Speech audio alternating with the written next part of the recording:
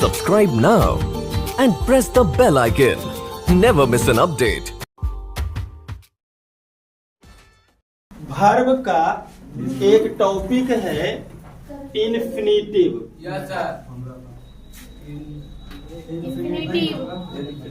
ठीक है, देखिए वर्ब में बताया गया था आपको कि नॉन फिनाइट वर्ब 3 रूप से होता है, इन्फिनिटिव, डिरन और पार्टिसिपल।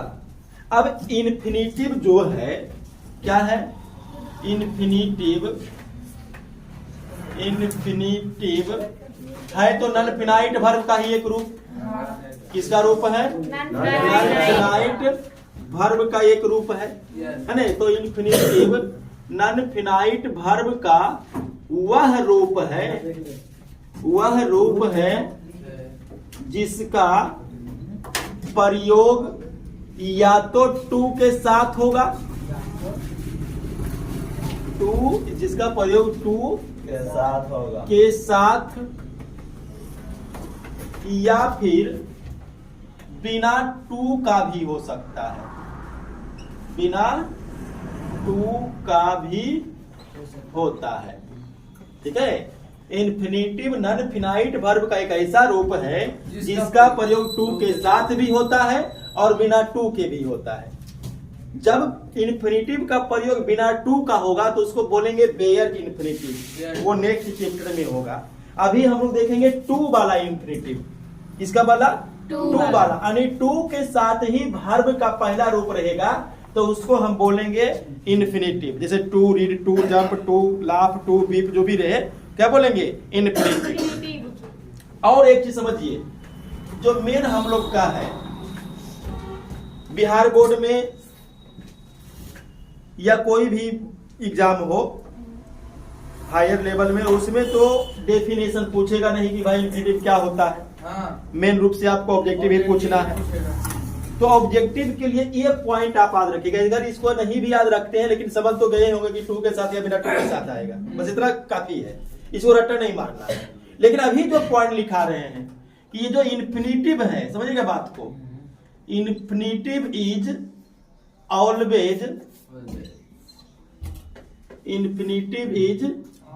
ऑलवेज सिंगुलर, ये याद रखना जरूरी है।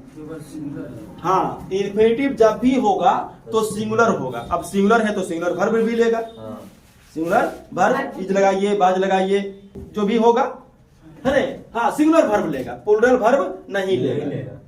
Infinitive is always singular. अच्छा, ये सिंगुलर है भी, देखिए समझिएगा, तो एक चीज और समझिएगा, है तो वर्ब का रूप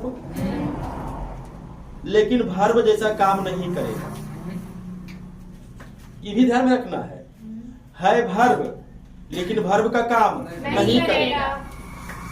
जैसे अगर हम बोलते हैं कि राम चोरी करता है, राम चोरी करता है, या राम चोरी कर रहा है, या राम चोरी किया, तो यहां पर ये जो चोरी करना है, चोरी करता है, चोरी किया, जो भी है रूप बदलेगा, टेंस के हिसाब से चलेगा वो।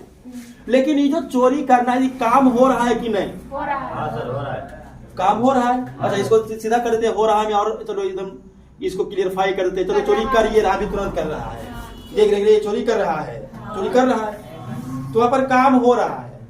लेकिन अगर हम ऐसे बोलते हैं कि, अच्छा उसी को बोलते हैं कि चोरी करना पाप है, जैसे उसी को बोलते हैं कि रे राम चोरी कर रहा है, चोरी करना पाप है, तो देखिए दो बार आया, एक बार चोरी करना और एक बार चोरी करना, दो बार आया। हाँ। तो ये जो चोरी करना ही वर्ब है, ये क्या है? वर्ब है। और यहाँ पर चोरी करना ये है तो वर्ब ही, लेकिन ये वर्ब नहीं है, मतलब वर्ब होते हुए भी वर्ब का काम नहीं कर रहा है, ये किसी दूसरे चीज का काम कर रहा है। किसका काम कर रहा है? ये काम कर रहा है सब्जेक्ट का। और सब्जेक्ट के रूप में किसका प्रयोग करते हैं? नाउन या प्रोनाउन का। यहाँ पर नाउन का काम कर रहा है।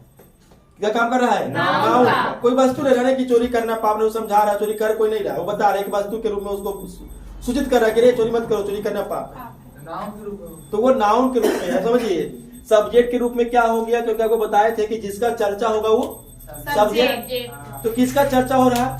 चोरी करना का, कि चोरी मत करो, चोरी करना पाप है, चोरी करना ये है वो है, समझ लीजिए। तो उसका चर्चा हो रहा है, तो चर्चा हो रहा है मतलब सब्जेक्ट। तो ये जो इन्फिनिटिव है infinitive is used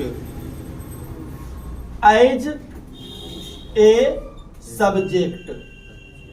तो इन्फिनिटिव का प्रयोग सब्जेक्ट के रूप में करते हैं, सब्जेक्ट के रूप में करते हैं। इसका प्रयोग हम ऑब्जेक्ट के रूप में भी कर सकते हैं। किसके रूप में? ऑब्जेक्ट के रूप में। जैसे अगर हम बोलते हैं कि मैं टहल रहा हूं, मैं टहल रहा हूं, तो यहां पर देखिए कि हुआ काम कर रहा है कि नहीं, तो ये भर्ब है। भर्ब और भी भर्ब मतलब मेन भर्ब जो काम कर रहा है, काम का होना भर्ब कहलाता है। लेकिन अगर हम बोले कि मैं टहलना पसंद करता हूं, अब ऑब्जेक्ट हो गया। अब टहलना पसंद करता हूं तो टहल नहीं रहा है, अब उस पर चर्चा चल रहा, कौन चीज पसंद करता है, कौन चीज पसंद नहीं करता है, ये सब चीज। तो ये हो गया ऑब्जेक्ट। मेन भर्ब क्या है? क्या कर रहा है? पसंद कर रहा है। तो काम तो ये कर रहा है, पसंद कर रहा है। और इसका प्रभाव किस पर पड़ेगा? टहलना। तो जिस पर क्रिया का, जिस पर भर्ब का प्रभाव पड़े वो क्या हो गया? ऑब्जेक्ट। तो यहाँ पर भी भर्ब है, यहाँ पर भी भर्ब है, और दोनों भर्ब का काम नहीं कर रहा है, दोनों किसी चीज का और काम कर रहा है।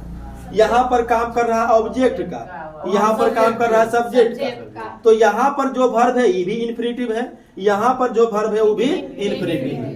तो सब्जेक्ट के रूप में भी और ऑब्जेक्ट के रूप में भी प्रयोग कर सकते हैं। और कभी कभी इसका प्रयोग कंप्लीमेंट के रूप में भी करते हैं। किसके रूप में? कंप्लीमेंट के रूप में। अब कंप्लीमेंट का मतलब क्या हो गया? पूरक। एक वाक्य को पूरा करने के लिए हमको कम से कम 3 चीजें चाहिए, ये आपको बताए थे बेसिक में। सब्जेक्ट, वर्ब और ऑब्जेक्ट। तो यहाँ देखिए सब्जेक्ट है, वर्ब है, ऑब्जेक्ट, हो गया वाक्य पूरा। लेकिन कभी कभी क्या होता है कि तीनों लगाने के बाद भी वाक्य पूरा नहीं होता है। तो उस समय हम पूरा करने के लिए जो भी चीज हम जोड़ेंगे वही आपको कंप्लीमेंट कहलाएगा। लीजिएगा, इन्फिनिटिव नॉन फिनाइट वर्ब का एक ऐसा रूप है जिसका प्रयोग टू या बिना टू के साथ किया जाएगा। इन्फिनिटिव इज ऑलवेज सिंगुलर, हमेशा एक वचन में ही रहेगा। इसका प्रयोग सब्जेक्ट के रूप में, ऑब्जेक्ट के रूप में या कंप्लीमेंट के रूप में किसी भी वाक्य में हो सकता है। ठीक है, अब यहाँ ध्यान दीजिएगा कि अगर इन्फिनिटिव का प्रयोग हम किसके रूप में कर सकते हैं? सब्जेक्ट के रूप में। तो देखिए कैसे करेंगे, तो लिखिएगा, पॉइंट दीजिएगा, इन्फिनिटिव एज ए सब्जेक्ट। ध्यान दीजिएगा, इन्फिनिटिव एज ए सब्जेक्ट कैसे होगा? तो सबसे पहले सब्जेक्ट लगाएंगे, और सब्जेक्ट में रहेगा कौन? इन्फिनिटिव ही तो रहेगा, इन्फिनिटिव एज ए सब्जेक्ट। तो इन्फिनिटिव, और वो भी इन्फिनिटिव का कौन सा रूप? 2 + P भी 1 वाला रूप। अरे नाउन भी ठीक है, सब्जेक्ट हो गया तो नाउन कहें तो सब्जेक्ट होता है, लेकिन यहाँ सब्जेक्ट होगा 2 + P भी 1। आप उसको नाउन के रूप में मान सकते हैं, मतलब है नाउन नहीं, काम करेगा नाउन का, काम करेगा नाउन का, नाउन है नहीं। जैसे शादी ब्याह में देखे ने, लौंडा आता है, लड़की है नहीं, लेकिन काम लड़की जैसा कर रहा है, सब देख देख के नोट भी लुटाएगा। वही वही चीज यहाँ पर है, समझे बात? नाउन है नहीं, लेकिन काम नाउन जैसा करेगा। अब ध्यान ये बच्चा, सब्जेक्ट हो गया, उसके बाद वर्ब। अब देखिए इन्फिनिटिव हमेशा क्या होता है? तो यहाँ पर वर्ब भी क्या लगेगा? तो यहाँ पर आप लोग सिंगुलर वर्ब लगाइएगा, सिंगुलर वर्ब, और फिर अदर वर्ड डाल दीजिएगा। यहाँ पर आप ऑब्जेक्ट भी लिख सकते हैं, अदर वर्ड, आप चाहे तो ऑब्जेक्ट भी लिख सकते हैं। तो ये आपका बनाने का नियम हो गया। ये क्या हो गया? बनाने का नियम। जैसे एग्जाम्पल देखिए, हाँ एग्जाम्पल जैसे देखिएगा, चोरी करना पाप है, दौड़ना एक अच्छा कसरत या व्यायाम हो गया। अब इधर देखिएगा, पहले हम लोग को लगाना है सब्जेक्ट, और सब्जेक्ट में क्या इंफिनिटिव 2 प्लस PV1 चोरी करना, तो 2 स्टील, स्टील मैंने चोरी करना, तो 2 PV1 यही सब्जेक्ट है, यही इंफिनिटिव है, और सिंगुलर वर्ब है का इज, और अदर वर्ब पाप का सीन। और देखिए 2 run is and sorry good exercise. अच्छा, अगर एक व्यायाम है तो अब एन लग जाएगा, एक्सरसाइज, अरे एक्सरसाइज यहाँ नहीं, व्यायाम को गिनते हैं, जैसे दौड़ना एक व्यायाम है, टहलना एक व्यायाम है, उछलना एक व्यायाम है, उसको गिन रहे हैं ना, तो हम उसको गिन सकते हैं। तो लेकिन यहाँ पर ये जो अच्छा लग गया तो इसका हो गया गुड, अब उच्चारण हो गया गा का, तो इसलिए ए लग गया। क्लियर? तो उस चीज को छोड़िए, मेन इस चीज को देखिए कि 2 प्लस PV1 लगाइए, सिंगुलर वर्ब, और फिर ऑब्जेक्ट यानी कि अदर वर्ड लगा दीजिए। ठीक है, जिसे एक बनाइएगा, कहना आसान है और करना मुश्किल है, बनाइए इसको।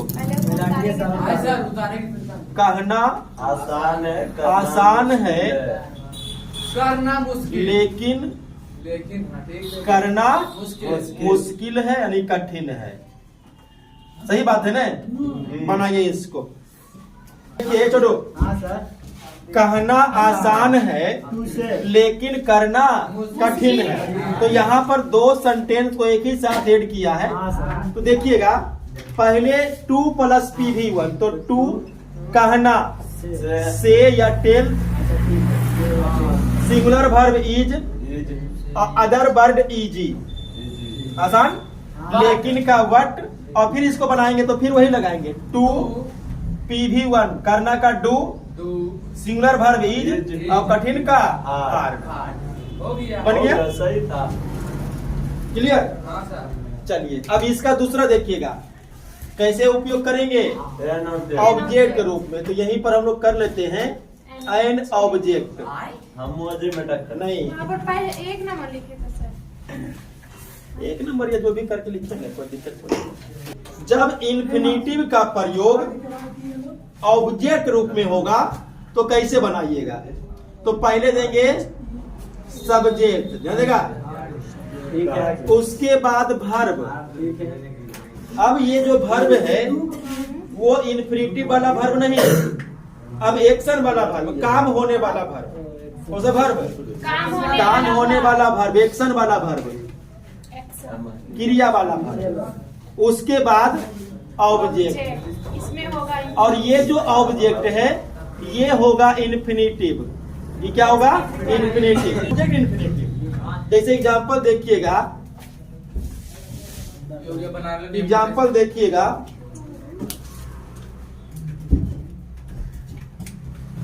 वह खेलने के लिए जाता है, तो सब्जेक्ट हो गया, जो काम करेगा वो सब्जेक्ट भी। अब वर्ब एक्शन, एक्शन कौन हो रहा है? जा रहा है, तो गोज, गो होता है, वो टेंस के हिसाब से गोज हो गया, प्रेजेंट इंडेफिनिट का टेंस है। और ये जो ऑब्जेक्ट है खेलने के लिए, इसको हम बनाएंगे 2 PV1।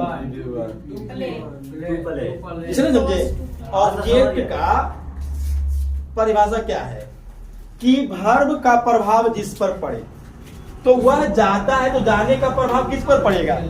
खेलने के लिए जाएगा तो खेलेगा, नहीं जाएगा तो नहीं खेलेगा, बैठल रहेगा। तू भी प्रभाव में, पढ़ाने नहीं गया तो बैठा रहेगा, वो भी प्रभाव पड़ गया। ऑब्जेक्ट, वर्ब का प्रभाव जिस पर पड़ेगा उसी को हम क्या बोलेंगे? ऑब्जेक्ट।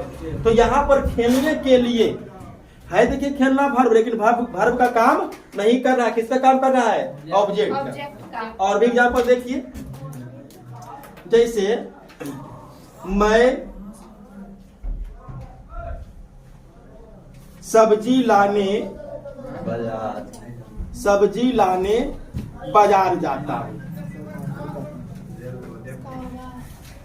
क्या बन जाएगा बोलिए?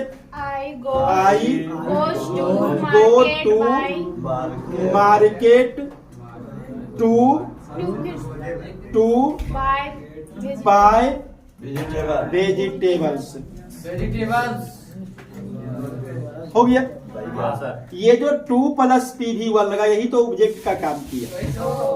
ठीक है, लिखिए और एगो बनाइए। पहले उतार पहले लिखेंगे सर। अच्छा, तीसरा है, इसको बनाइएगा। कोई मरना नहीं चाहता है। पैसा बनना चाहिए। है। तो कोई नहीं, no one, no one. Verb क्या हो गया? मरने चाहना, तो वांट्स वांट्स और to die, to die Die. ये बन गया इंफिनिटिव। मेन क्रिया ये हो गया ना, चाहना, चाह रहा है, वो काम हो रहा है, एक्शन हो गया।